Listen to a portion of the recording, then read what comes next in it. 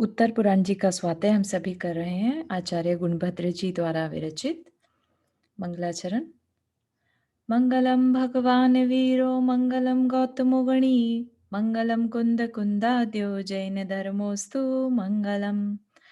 नमो अरिहंताणम नमो सेताणम नमो आयर्याणम नमो उवज्जायाणम नमो लोये सवसाहुणम। पंच परमेष्ठी भगवान की जय। अगले 45 मिनट के लिए सभी प्रकार के पापों का त्याग करके सभी 9 बार नमोकार मंत्र पढ़ लें।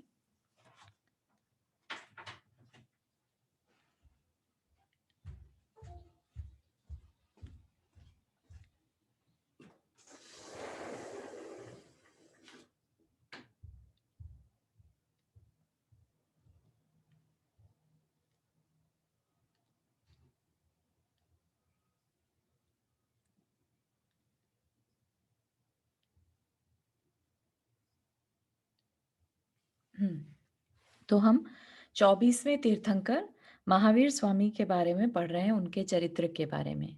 ठीक है, हम कहाँ तक पहुंचे थे? हमने देखा था कि उन्होंने मुनि दीक्षा ले ली, उनको जाति स्मरण हुआ और उन्होंने मुनि दीक्षा ले ली।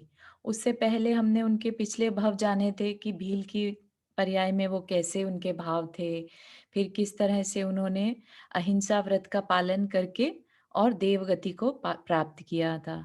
लेकिन फिर क्या हुआ? वो देवगति का पुण्य तो रहा, लेकिन अगर अंदर में आत्म कल्याण की भावना स्ट्रांग नहीं हो तो आत्मा का कल्याण होना संभव नहीं है ना? तो मारीची के रूप में पैदा हुए ऋषभदेव, तीर्थंकर ऋषभदेव के पौत्र बने, भरत चक्रवर्ती के पुत्र तक बन गए। राइट, इतना उनका पुण्य, लेकिन अपना कल्याण नहीं कर पाए, है ना? और फिर किसी तरह से एक अवस्था में, एक पर्याय में मुनि भी बने तो वहां पर अपनी कषायों को कंट्रोल नहीं कर पाए। अंदर में उन्होंने इतना शोभ कर लिया, इतना क्रोध कर लिया कि अंदर ही अंदर ये मन बना लिया कि मैंने जो तपस्या करी उसके प्रभाव से मैं एक शक्तिशाली राजा बनूं, है ना? तो फिर वो नारायण के पद को भी पा गए। इतना उन्होंने पुण्य उस मुनि अवस्था में इकट्ठा कर लिया था तप के प्रभाव से। चाहते तो मोक्ष चले जाते, लेकिन उन्होंने क्या किया, उस तपस्या को यूज कर लिया, है ना? और किसके लिए यूज कर लिया? विषय सामग्री के लिए, बल के लिए, कि मैं, जिसने मेरा मजाक बनाया मैं उसको मजा चखा सकूं। ऐसा रिवेंज अंदर में उनके आ गया, है ना? और रिवेंज, रिवेंज।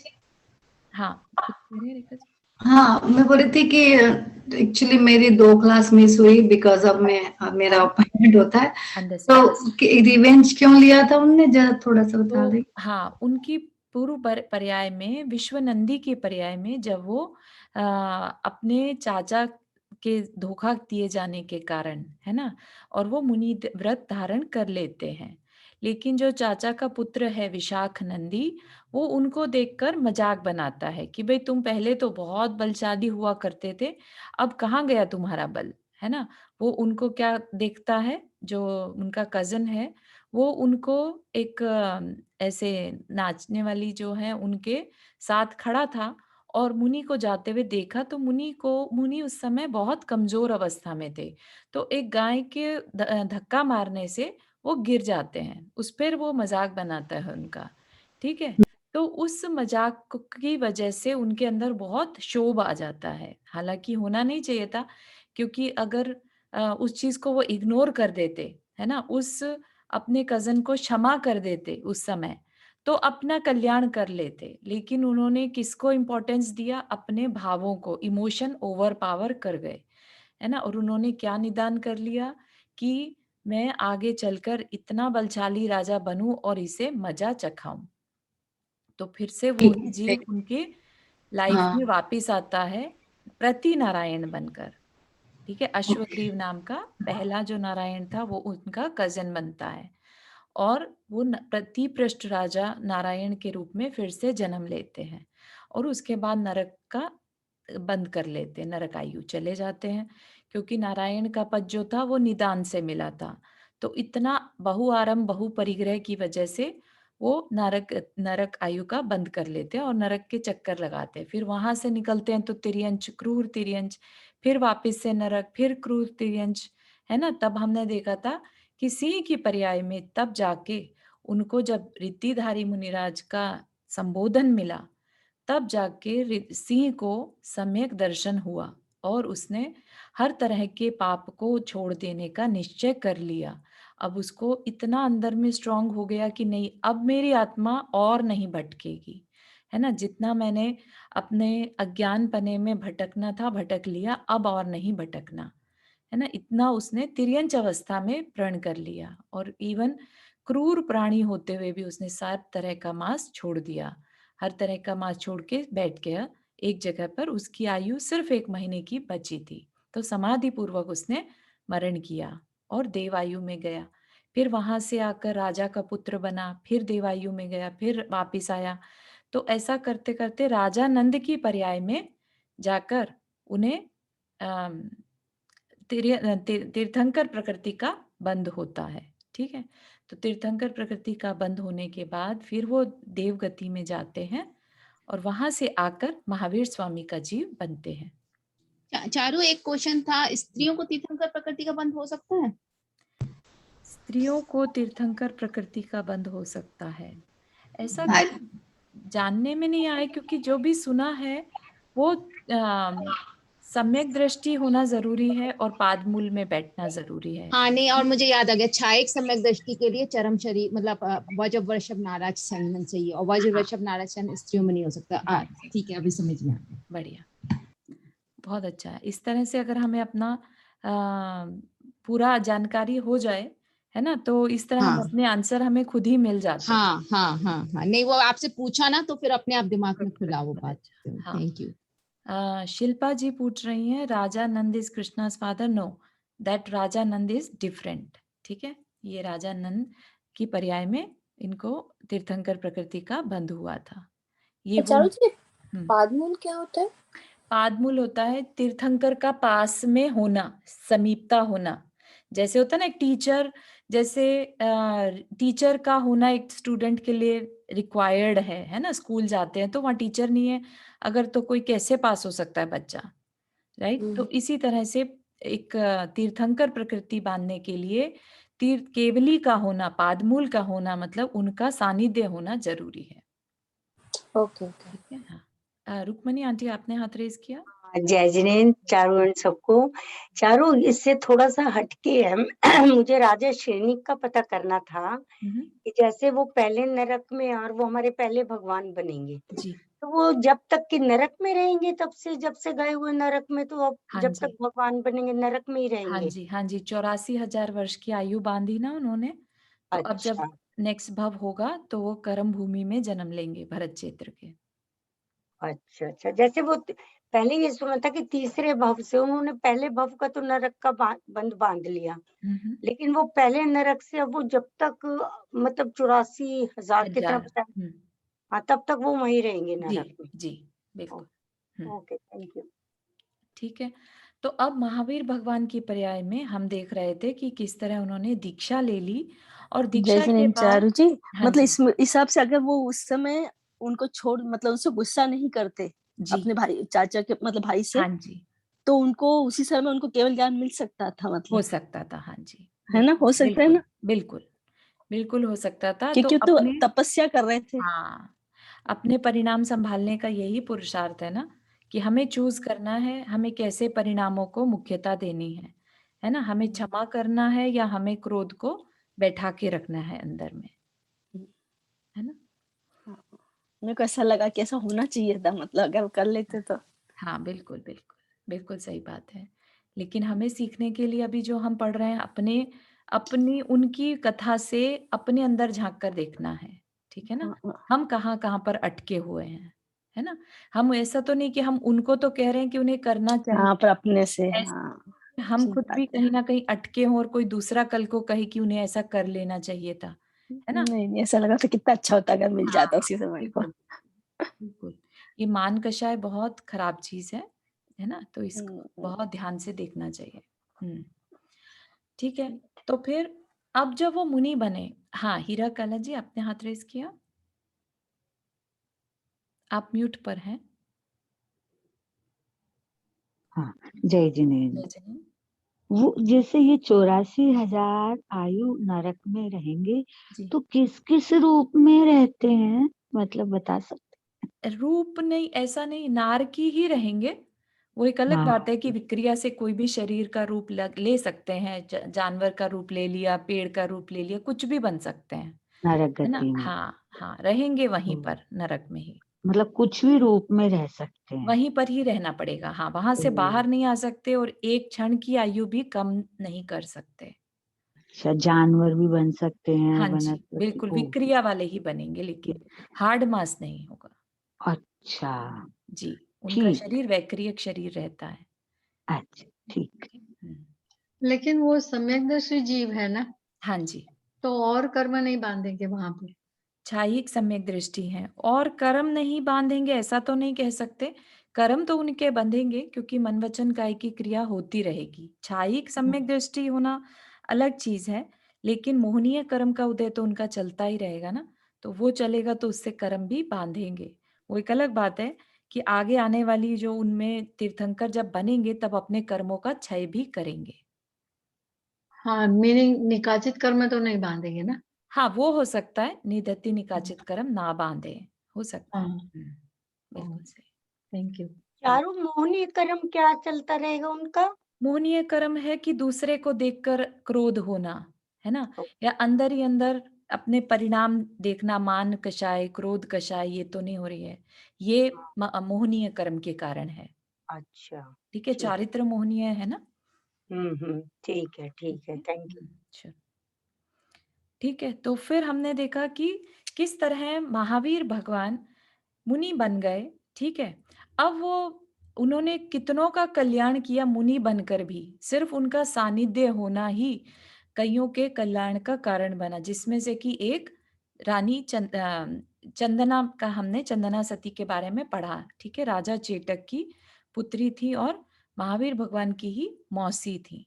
ठीक है, तो उनका उन्होंने कल्याण किया। अब उसके बाद क्या रहा वो देखते हैं। इधर जगत बंधु भगवान वर्धमान ने भी छद्मस्त अवस्था के 12 वर्ष व्यतीत किए। 12 वर्ष छद्मस्त अवस्था का मतलब मुनि बनने से लेकर केवल ज्ञान होने तक की अवस्था को छद्मस्त अवस्था कहते हैं। तो वो कितना साल निकाले? 12 वर्ष। उसके बाद क्या हुआ? 12 वर्ष तक उन्होंने तपस्या करी। ठीक है, वो हमारे पढ़ने में आता है कि कभी उन्होंने नदी के किनारे पर, कभी पर्वत की चोटी पर, है ना, ऐसे जगह जगह जाकर उन्होंने तपस्या करी। फिर 12 वर्ष बीत जाने के बाद किसी एक दिन वे जंभी ग्राम के समीप रुजुकूला नदी के किनारे मनोहर नामक वन के मध्य में रत्नमयी एक बड़ी शिला पर साल वृक्ष के नीचे बेला का नियम लेकर प्रतिमा योग में विराजमान हुए। वैशाख शुक्ल दशमी के दिन अपराह्न काल में हस्त और उत्तरा फाल्गुनी नक्षत्र के बीच में चंद्रमा के आ जाने पर परिणामों की विशुद्धता को बढ़ाते हुए वे छपक श्रेणी पर आरूढ़ हुए।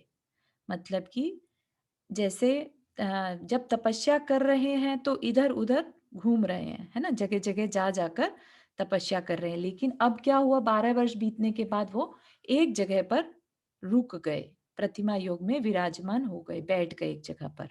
और उसके बाद उन्होंने अपना शुक्ल ध्यान लगाना शुरू किया। ठीक है, शुक्ल ध्यान लगाना शुरू किया मतलब एक जगह पर रुककर उन्होंने अपने परिणामों की विशुद्धता को बढ़ाया और छपक श्रेणी पर आरूढ़ हुए, मतलब 12वें गुण स्थान में आ गए, मोहनीय कर्म का भी क्षय कर दिया। ठीक है, और उसी समय उन्होंने शुक्ल ध्यान के द्वारा चारों घातीय कर्मों को नष्ट कर अनंत चतुष्टय प्राप्त किए। मतलब 13वें गुण स्थान में आ गए। केवल ज्ञान का उदय, केवल ज्ञान कब होता है? 13वें गुण स्थान में। ठीक है, टेक्निकल है तो इट्स ओके, याद नहीं रहे तो, लेकिन जब चार घातीय कर्म का नाश होता है तो कह सकते हैं कि केवल ज्ञान प्रकट हो गया। ठीक है, अनंत चतुष्टय का क्या मतलब होता है? अनंत दर्शन, अनंत ज्ञान, अनंत वीर्य और अनंत सुख उन्होंने प्राप्त कर लिया। ठीक है, अनंत ज्ञान का दूसरा नाम केवल ज्ञान। ठीक है, तो अनंत चतुष्टय जब लिखा हो कि उसने प्राप्त कर लिया, इसका मतलब केवली हो गए। और 34 अतिशयों से युक्त सुशोभित होकर वे महिमा के घर हो गए। तीर्थंकरों के 34 अतिशय होते हैं। इसकी जानकारी हम जब अभी आने वाला है हमारा प्रकरण उसमें देख लेंगे। 34 अतिशय जैन तत्व विद्या में बहुत अच्छे से समझाए हैं। अब वे सयोग केवली गुणस्थान के धारक हो गए। सयोग केवली यानी 13वां गुणस्थान, जिसमें अभी उनके योग बचा है क्योंकि शरीर है ना। योग किसे कहेंगे? मन वचन काय, ठीक है, उसको योग कहते हैं। सयोग तो योग सहित, ठीक है, क्योंकि अभी उनके शरीर है ना। तो सयोग केवली गुणस्थान के धारक हो गए। निज और पर का प्रयोजन सिद्ध करने लगे, अपना और दूसरे का। कैसे? दिव्य ध्वनि के द्वारा, तथा परम औदारिक शरीर को धारण करते हुए आकाश रूपी आंगन में सुशोभित होने लगे। ठीक है, तो यहाँ पर अभी ये मत समझिएगा कि अरे दिव्य ध्वनि तो खिरी नहीं थी उनकी, है ना, तो वो प्रकरण भी आएगा। लेकिन केवल ज्ञान हो गया, यहाँ पर ये है कि जब केवल ज्ञान हो गया तो उन्हें तो दूसरे का कल्याण तो करना ही है। और क्या होता है केवल ज्ञान होने से? परम औदारिक शरीर को धारण कर लिया। अब उनका शरीर जो है परम औदारिक हो गया, मतलब जो अंदर जो छोटे छोटे जीव रहते हैं ना शरीर आश्रित, वो भी नहीं रहते। 13वें गुणस्थान में जब केवली हो जाते हैं तो शरीर भी कैसा हो जाता है? परम औदारिक शरीर हो जाता है।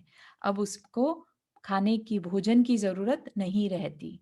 ठीक है, तो ऐसा शरीर उनका हो गया। और कहाँ चले गए वो? आकाश रूपी आंगन में सुशोभित होने लगे। जब केवल ज्ञान होता है तो हमने देखा था शरीर जो है 20,000 फीट ऊपर आकाश में चला जाता है। उसी समय सौधर्म स्वर्ग का इंद्र चारों प्रकार के देवों के साथ आया और उसने ज्ञान कल्याणक संबंधी पूजा की समस्त विधि पूर्ण की। जी भूमिका जी, आपने हाथ रेस किया।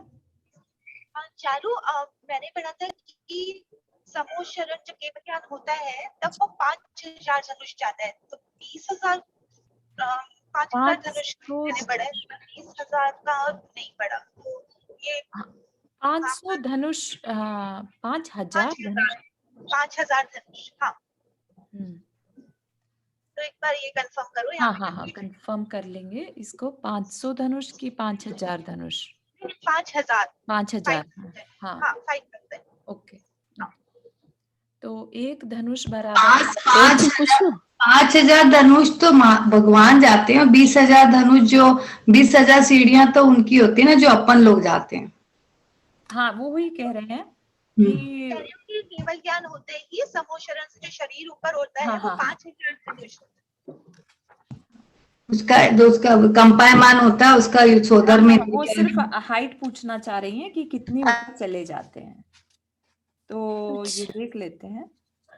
और ये परम औदारिक शरीर आप बोली, क्या शरीर के जीव खत्म हो जाते हैं? हाँ, शरीर के अंदर जो जीव रहते हैं वो खत्म हो जाते हैं, इसलिए उनको खाने की जरूरत नहीं पड़ती। हाँ जी, फर्स्ट टाइम पता चला है।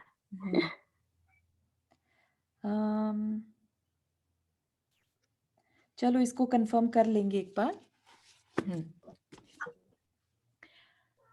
ठीक है, तो इंद्र ने ज्ञान कल्याण की संबंधी सारी विधि पूर्ण की। ज्ञान कल्याण की विधि क्या रहती है? समवशरण की रचना हुई, है ना। इंद्र की आज्ञा से कुबेर ने वहां पे समवशरण की रचना करी और पुण्य रूप परम औदारिक शरीर की पूजा तथा समवशरण की रचना होना आदि अतिशयों से संपन्न श्री वर्धमान स्वामी परमेष्ठी कहलाने लगे और परमात्मा पद को प्राप्त हो गए। ठीक है, तो ये कौन से परमेष्ठी बन गए? अरिहंत परमेष्ठी, है ना। उससे पहले कौन से थे? साधु परमेष्ठी, है ना। तो जिन अरिहंतों को हम नमस्कार करते हैं वो परमेष्ठी हो गए। तदनंतर इंद्र ने भगवान की दिव्य ध्वनि का कारण क्या होना चाहिए इस बात का विचार किया और अवधि ज्ञान से मुझे उसका कारण जानकर वह बहुत ही संतुष्ट हुआ। तो अब ये जो कहानी बता रहे हैं, कौन बता रहे हैं? गौतम गणधर, है ना। तो इसलिए यहाँ पर कहा अवधि ज्ञान से मुझे उसका कारण जानकर, कि भगवान की दिव्य ध्वनि अगर खिरेगी तो गौतम गणधर के कारण ही खिरेगी। तो जानकर वह बहुत ही संतुष्ट हुआ। कौन संतुष्ट हुआ? इंद्र संतुष्ट हुआ। वह उसी समय मेरे गांव में आया। मैं वहां पर गौतम गोत्रीय इंद्रभूति नाम का उत्तम ब्राह्मण था, महाअभिमानी था। आदित्य नामक विमान से आकर शेष बचे हुए पुण्य के द्वारा वहां उत्पन्न हुआ था। मेरा शरीर अतिशय देदीप्यमान था और मैं वेद वेदांग का जानने वाला था। तो बहुत नॉलेजेबल ब्राह्मण थे वो, ठीक है, उन्हें बहुत अपने नॉलेज पे घमंड था बहुत। मुझे देखकर वह इंद्र किसी उपाय से भगवान के समीप ले आया, है ना। इंद्र ने क्या एक नाटक रचा कि उसने प्रश्न पूछा इंद्रभूति गौतम से कि मुझे इसका आंसर बताओ। जिसका आंसर कि वो नहीं बता पाए तो फिर इंद्र ने कहा तुम मेरे गुरु के पास चलो, वही उसका आंसर पूछेंगे। तो फिर वो मान जाता है कि जब ये इतना ज्ञानी है तो इसके गुरु कितने ज्ञानी होंगे। तो गुरु को देखने की इच्छा से इंद्रभूति जो है मान के वशीभूत वहां पहुंचते हैं, ठीक है। और जब वो देखते हैं, मान स्तंभ का दर्शन करते हैं, तो सारा मान जो है उनका खत्म हो जाता है। और प्रेरणा करने लगा कि तुम जीव तत्व के विषय में जो कुछ पूछना चाहते थे पूछ लो। तो इंद्र कहता है गौतम इंद्रभूति से कि अभी जो तुम एक क्वेश्चन है वो पूछ लो। इंद्र की बात सुनकर मैंने भगवान से पूछा, हे भगवान, जीव नामक कोई पदार्थ है या नहीं? जीव जो 7 तत्व हैं अपने, राइट, हमने जो जाने उसके 7 तत्व में पहला है जीव तत्व, ठीक है। अब जीव तत्व का जैसा प्ररूपण आगम में बताया है, ये जरूरी नहीं है कि वेदों में भी वैसा ही हो, ठीक है ना। तो उस वाद विवाद का आंसर उसने जीव तत्व का रियल स्वरूप इंद्रभूति गौतम को नहीं समझा। तो उसने भगवान से इस बारे में प्रश्न किया कि जीव का क्या स्वरूप है। इसके उत्तर में भव्य वत्सल भगवान कहने लगे कि जीव नामक पदार्थ है और वह ग्रहण किए हुए शरीर के प्रमाण है। कि जो भी शरीर है, जिसका भी जैसा शरीर है वैसा ही अंदर में जीव तत्व है, ठीक है। शरीर के प्रमाण है मतलब जितना शरीर है, अगर वो 500 धनुष का शरीर है तो अंदर में जीव तत्व या आत्मा कह लीजिए वो भी 500 धनुष की है, ठीक है। और अगर चींटी का बराबर शरीर है तो जो अंदर की आत्मा है वो भी चींटी के बराबर की साइज की होगी, ठीक है। और क्या तरीके से बताया, सत संख्या आदिक, सद आदिक और निर्देश आदिक किम आदिक से उसका स्वरूप कहा जाता है। मतलब कि ये जो है द्रव्यान योग का विषय है एक्चुअली, सत संख्या स्पर्शन काल, है ना। तो ये एक तत्वार सूत्र का सूत्र जी है, उसमें भी हमें ये जानने मिलता है जीव के बारे में। पहचानना हो तो उसके थ्रू पहचाना जाता है कि सत्य क्या है ना, उसका एग्जिस्टेंस है कि नहीं है, कितनी संख्या है, क्या काल है, कौन सा क्षेत्र है, इस तरह से। और निर्देश के थ्रू कैसे, निर्देश में आ जाता है कि स्वामित्व किसका है, कौन इसको रखता है, अधिकरण, ये भी जो है जानने का, जीव को जानने का तरीका है, ठीक है। जब कभी हम तत्वार सूत्र की व्याख्या पढ़ेंगे तो उसमें इसका काफी विस्तार से वर्णन चलता है, ठीक है। तो जीव को पहचानने के ही ये तरीके हैं कि भाई हाँ, इसका जीव का स्वामी कौन है ना। आत्मा कह लीजिए या सम्यक किसी भी चीज के लिए अगर हमें जानकारी प्राप्त करनी हो तो निर्देश रूप से या फिर सत संख्या से जानकारी हम पा सकते हैं, ठीक है। इसके लिए कुछ एग्जाम्पल देने की जरूरत है या इसको आगे जा सकते हैं? समझ नहीं आया कि क्या हुआ। हाँ, थोड़ा सा एग्जाम्पल दो। हाँ हाँ हाँ, अटक तो गए। जी जी जी, तो क्या है निक्षेप, मतलब कि हमें जीव को जानना है, ठीक है। तो 2 तरीके से जान सकते हैं, प्रमाण और नए से, कि भाई हमें सामने कोई चीज या तो दिखाई दे रही है या हमें उसके विषय में बताया जा रहा है, एक एक गुण करके बताया जा रहा है, वो ऐसा है, वो ऐसा है, राइट। तो जो ऐसा ऐसा है कि भाई ये वही है ना, स्पर्शन रस क्षेत्र, ये वाला जो हाँ सूत्र है, हाँ हाँ, सत संख्या स्पर्श, रस चित्र स्पर्शन कालांतर भावल। बिल्कुल 8वां सूत्र है ये तत्वार सूत्र का। तो इसमें हम पहले निर्देश देख लेते हैं।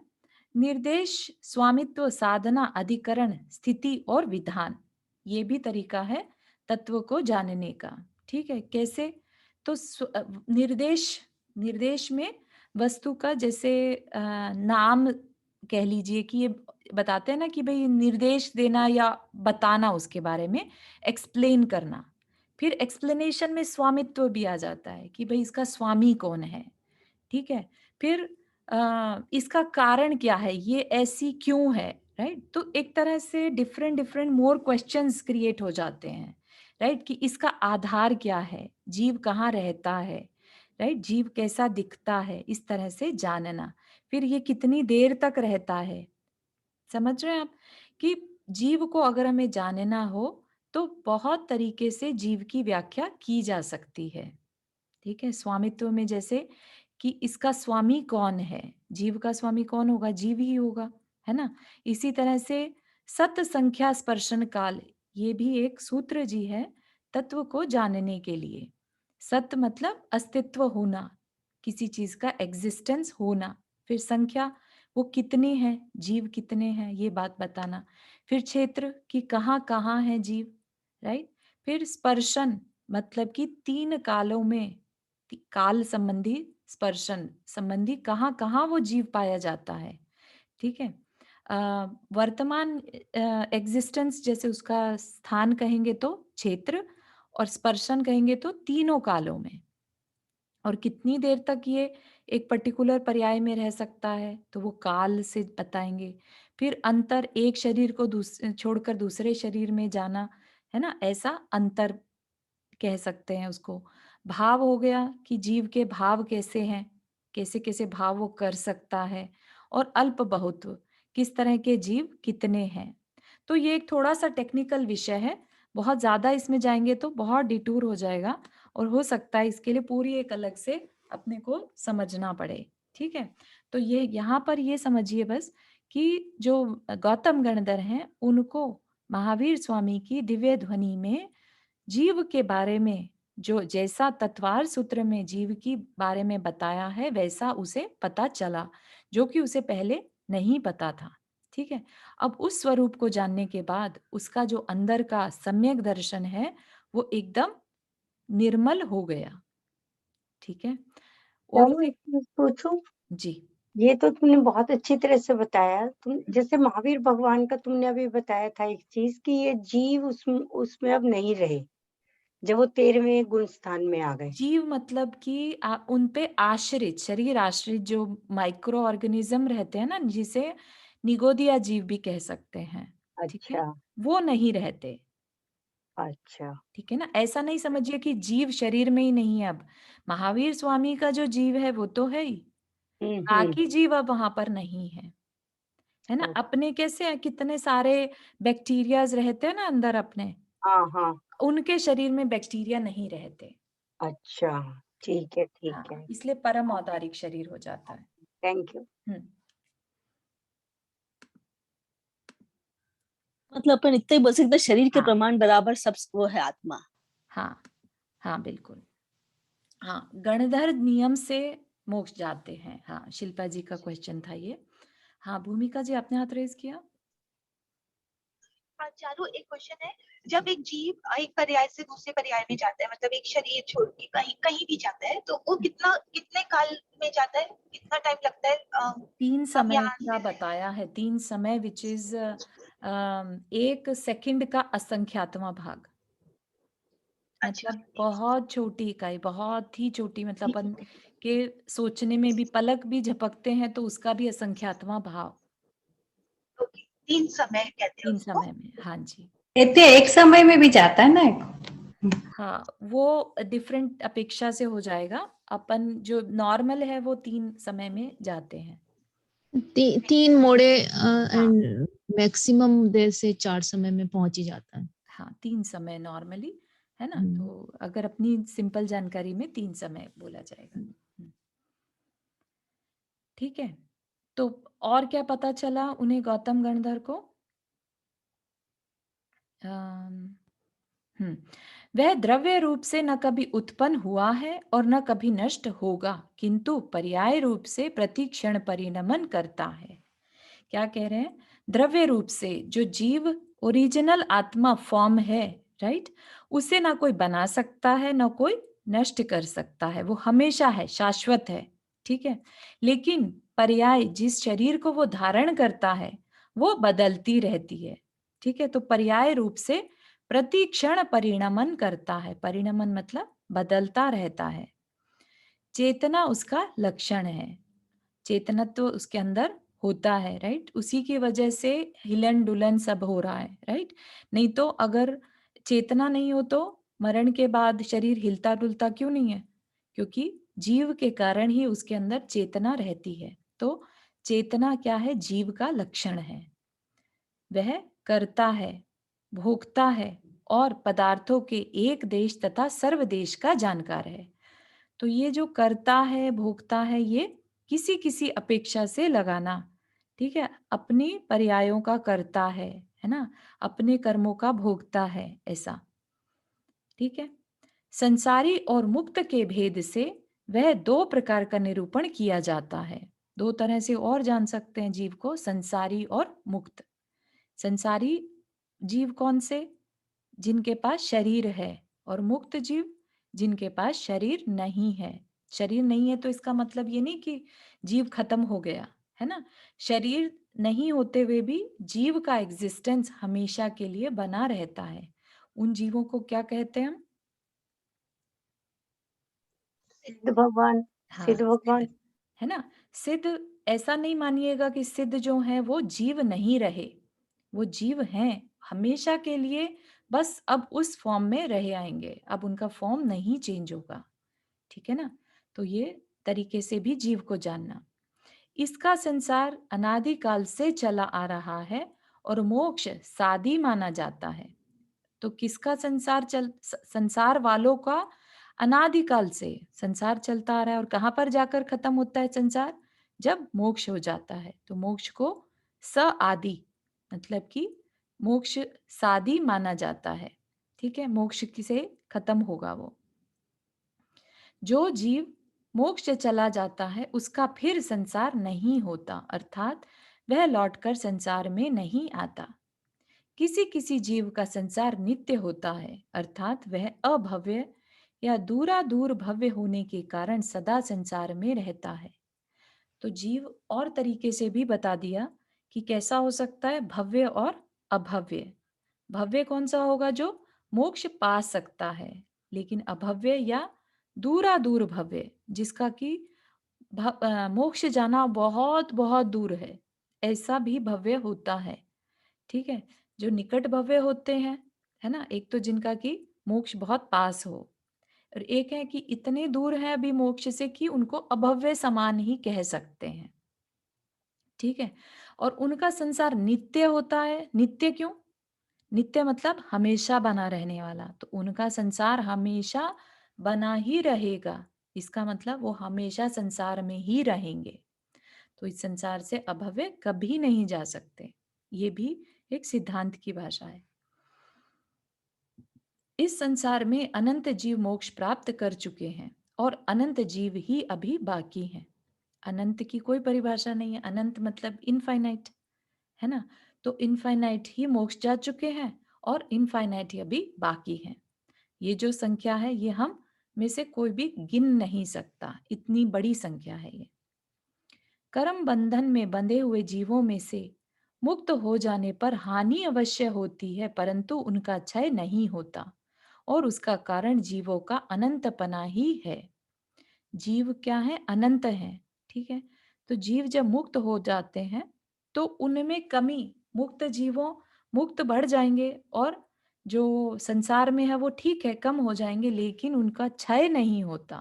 क्षय मतलब कि वो नष्ट नहीं होते, ठीक है। तो वो तो हमने देखा ही था, है ना, कि उनका अब डेफिनेशन चेंज हो गई, वो मुक्त कहलाने लगे, संसारी नहीं, ठीक है। लेकिन उनका जो जीवपना है वो तो अनंत बना ही रहेगा। जीव खत्म नहीं होता, वो कंटिन्यू रहता है।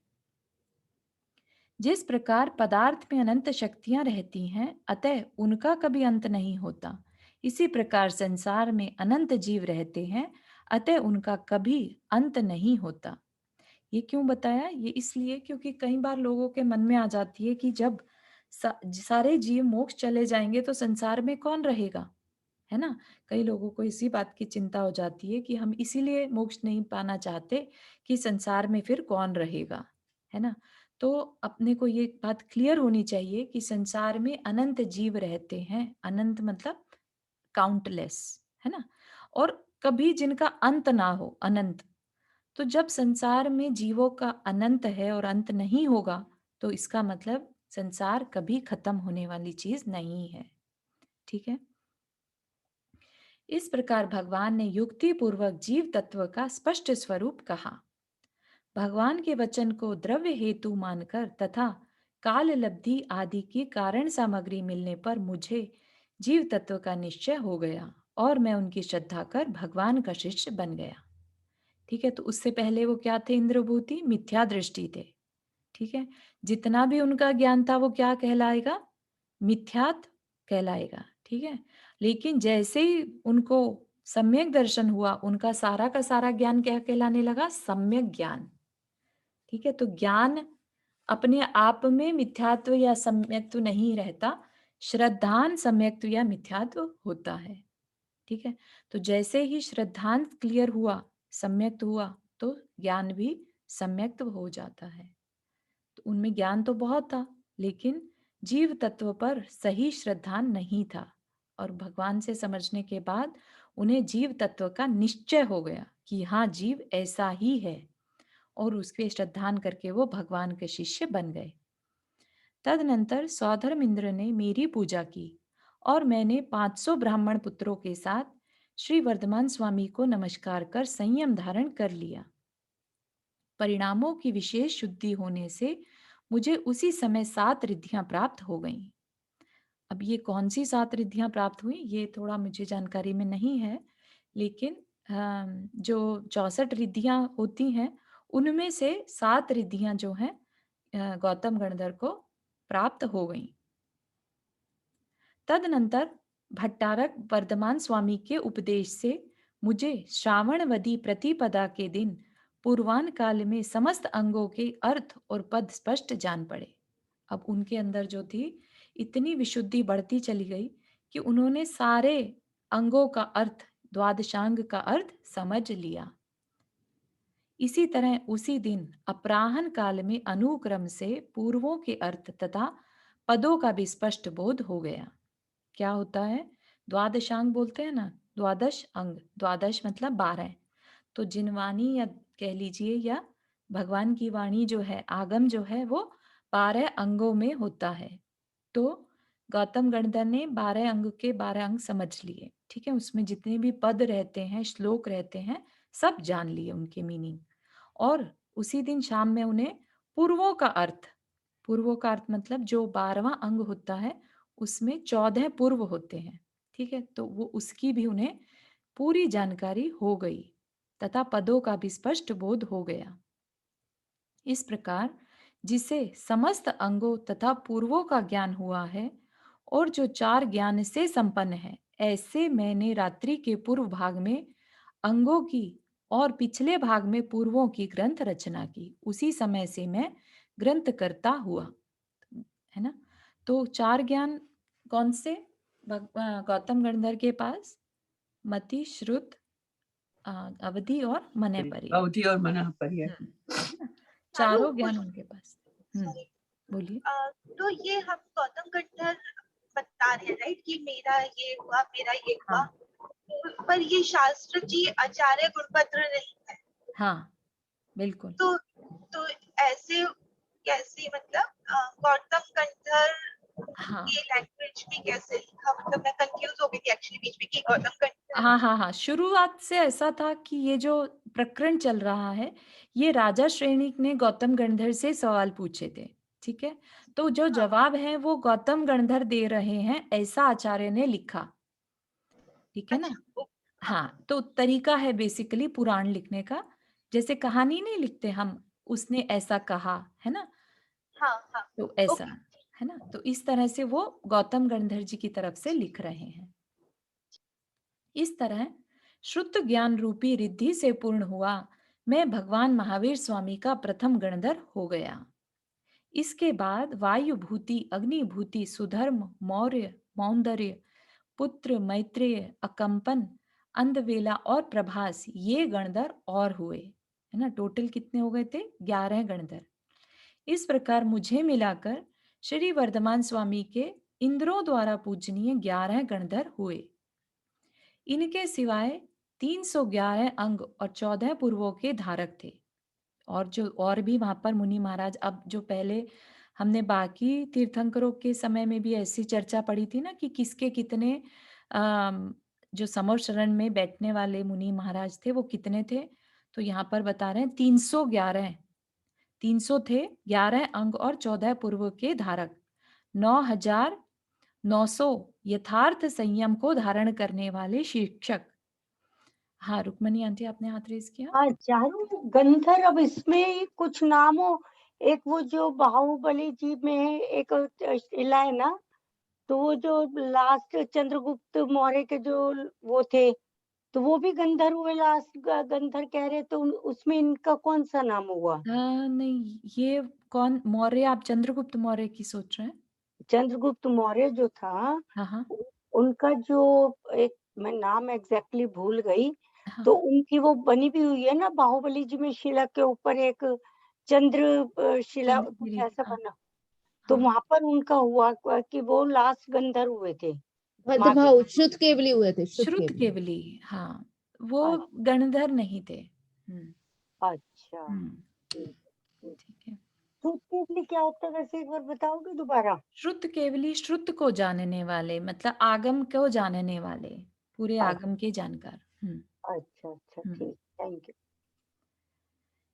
ठीक है। 1,300 अवधि ज्ञानी थे, 700 केवल ज्ञानी परमेष्ठी थे, 900 विक्रिया रिद्धि के धारक थे, 500 पूजनीय मनः पर्याय ज्ञानी थे और 400 अनुत्तरवादी थे। इस प्रकार सब मुनीश्वरों की संख्या 14,000 थी। चंदना को आदि लेकर 36,000 आरिकाएं थी, 1,00,000 श्रावक थे, 3,00,000 श्राविकाएं थी, असंख्यात देव देवियां थी और संख्यात तिर्यंच थे। इस प्रकार ऊपर कहे हुए 12 गणों से परिवृत भगवान ने सिंहासन के मध्य में स्थित हो अर्धमागधी भाषा के द्वारा 6 द्रव्य, 7 तत्व, संसार और मोक्ष के कारण तथा उनके फल का प्रमाण, नय और निक्षेप आदि उपायों के द्वारा विस्तार पूर्वक निरूपण किया। तो भगवान की दिव्य ध्वनि में ये सारी चीजें अपने आप आने लगी सबके लिए, है ना। और कैसे किया? 12 गणों से 12 सेक्शंस में जो डिवाइडेड थे समूह शरण में, परिवृत मतलब चारों ओर से, परिवृत मतलब गोलाकार, भगवान ने सिंहासन के मध्य में स्थित होकर अर्धमागधी भाषा के द्वारा इसके बारे में बताया। ठीक है, भगवान सिलेक्ट नहीं कर रहे हैं विषय को, अपने आप से निकल रहा है। ठीक है, और उनके कारण तथा उनके फल कि संसार और मोक्ष का कारण क्या है और उसका फल क्या है, उनका प्रमाण, नय और निक्षेप आदि उपायों के द्वारा विस्तार पूर्वक निरूपण किया। प्रमाण हमने जान रखा है, प्रमाण मतलब स्पष्ट दिखाई देना। जैसे कि आपके हाथ में एक एप्पल है अगर, तो आप उसको क्लियरली देख पा रहे हैं।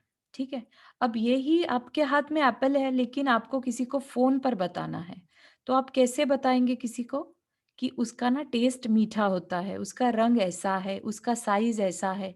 तो वो क्या है? नए से बताना। ठीक है, और निक्षेप क्या है? उसका नाम है, उसकी स्थापना करते हैं जैसे, तो उन तरीकों से किसी चीज के बारे में बताना कि इसको एप्पल कहते हैं, ऐसा, है ना। इसको ऐसा ऐसा सब कुछ हो तो हम इसको एप्पल कहते हैं। तो ये सब क्या है? निक्षेप, है ना। नाम, स्थापना, भाव, ऐसा बोलते हैं ना, तो वो क्या है? वो निक्षेप। तो उससे भी हम जानकारी मिलती है किसी भी तत्व को समझने के लिए, वस्तु को समझने के लिए। तो उन सबको, उन सबके बारे में कहाँ से पता चल रहा है हमें? भगवान की वाणी से। ठीक है, अब भगवान का उपदेश सुनकर स्वाभाविक बुद्धि वाले कितने ही शास्त्रज्ञ सभासदों ने संयम धारण किया, मतलब कि वो मुनि हो गए, और कितनों ने ही संयम धारण किया, मतलब पंचम गुण स्थान वाले, जो देशव्रति की बात करी थी ना, कि उन्होंने पूरी तरह मुनि व्रत तो नहीं धारण किया, लेकिन जो श्रावक के व्रत हैं वो ले लिए। संयमा संयम, संयम भी है और असंयम भी है, धारण किया। और कितनों ने ही अपने भव्यत्व गुण की विशेषता से शीघ्र ही सम्यक दर्शन धारण किया। ठीक है, तो वहां पर जितने भी थे, जिनकी भी विशुद्धि बढ़ी, जिनका भी अंदर से मन परिवर्तित हुआ, उन्होंने वहीं के वहीं नियम ले लिए।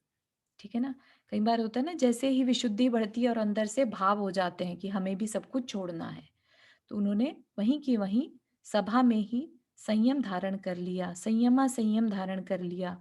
और किन्हीं में अगर नहीं थी लेने की शक्ति, तो उन्होंने एटलीस्ट सम्यक दर्शन धारण कर लिया।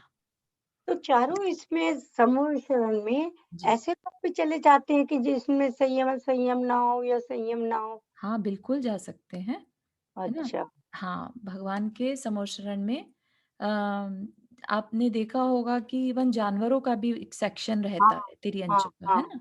देव देवियों का भी रहता है, तो सब तो व्रती नहीं रहते, है अच्छा, ना। हाँ, तो ठीक इसलिए है। वहां जा सकते हैं, लेकिन अच्छा, वहां सम्यक दृष्टि ही जा सकता है आगे, ऐसा भी कहते हैं कई जगहों पर, है ना। ठीक है, थैंक यू। ठीक है, तो आज के लिए इतना ही रखते हैं। और जैसे आपने फल बताया, जैसे नए के हिसाब से तो कैसा दिख, मतलब खट्टा है, मीठा, ऐसे करके हाँ बताया। और हाँ, निक्षेप मतलब उसका आकार कैसा है, किस शेप में, ऐसा हुआ मतलब? निक्षेप रहता है, वो भी जानने का ही तरीका है। जैसे नाम निक्षेप, नाम निक्षेप में क्या रहता है कि भाई नयो में लोक व्यवहार से जानना, जैसे कि प्रचलित क्या है, राइट। तो हम किसी को नाम से जानते हैं, ठीक है ना, या फिर किसी के आकार से जानते हैं। जैसे मूर्ति का आकार है तो हम ये मान लेते हैं कि इसमें ये भगवान का, है ना, स्थापना कर देते हैं ना हम कई बार किसी चीज में, कि मूर्ति में भगवान की स्थापना है। ठीक है, तो अब हम उसे क्या जानते हैं, ये भगवान है ना, स्थापना होने से। फिर द्रव्य से, जैसे अभी जैसे बना नहीं है लेकिन हम उसे कहने लगते हैं, राइट। जैसे डॉक्टर नहीं बना रहा है लेकिन डॉक्टर की पढ़ाई कर रहा है, तो क्या हाँ, डॉक्टर तो कहने डॉक्टर है। लगते हैं, हाँ। है ना। या फिर भाव से, भाव से भी कहने लगते, जैसे अम, जैसा कि पंडित है, और पंडित को पूजा जब नहीं करवाते तो भी पंडित कहते हैं, ठीक है ना। जब जिस टाइम वो नहीं कर रहा है तो भी उसको वो चीज कहना, जिस पहले तो जिस रूप से उसको जान रहे थे, राइट, अभी वो काम नहीं भी करता तो भी उसको वैसा कहना, ठीक है। हाँ, हम्म, तो वो ठीक उसके है, भाव से, हाँ। Thank you. हम्म, ठीक है, तो इस तरह से जीव को जानने के ये कहने के तरीके हैं, ठीक है। नहीं तो हम क्या कहना चाह रहे हैं या क्या हम जानना चाह रहे हैं, ये बातें हमें नहीं पता चलेंगी अगर हमें हर तरह से बात को समझ में नहीं आया, ठीक है। तो ये थोड़ी सी द्रव्य अनुरोग की भाषा है। I know it is little bit like पढ़ने में नहीं आया, लेकिन ये आएगा जैन तत्व विद्या में, ठीक है। तो उस समय हम द्रव्य अनुयोग का जब सेक्शन पढ़ेंगे तब उसमें और अच्छे से क्लियर होगा हमारे को। मैं एक क्वेश्चन पूछ सकती हूँ? जी, मेरे को ना इससे रिलेटेड नहीं है, मेरे को रोहिणी व्रत के बारे में पता करना था, किसी को नॉलेज है क्या? वो देख सकते मैं करती हूँ, आप मैं बता अलग दूंगी से, आपको। हाँ, ठीक है। किसने बोला, एक मिनट, सॉरी। शिल्पा जी हैं, शिल्पा। वो आपको अच्छा, कांटेक्ट शिल्पा कर जी। लेंगे। ओके। ठीक है, चलिए जिनवानी स्तुति कर ले। जावाणी के ज्ञान से सूझे लोकालोक, सोवाणी मस्तक धरो सदा देत हो दोख। हे जिनवाणी भारती तो ही जपो दिन रहन, जो तेरा शरणा गए सो पावे सुख चैन। नौ पढ़ना मुखर।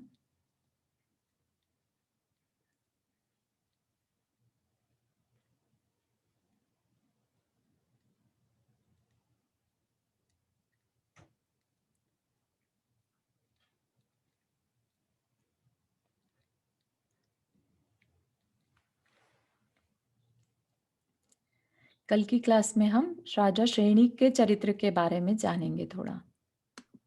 जय जिनेंद्र। जय जिनेंद्र। सबसे जाने अनजाने में आप सब लोग किससे भी कहने सुनने में आया, उसके लिए क्षमा मांगती हूँ मैं। जय जय जिनेंद्र। जय जिनेंद्र, सभी को उत्तम क्षमा। जिनेंद्र, सभी को उत्तम क्षमा। सबको उत्तम क्षमा।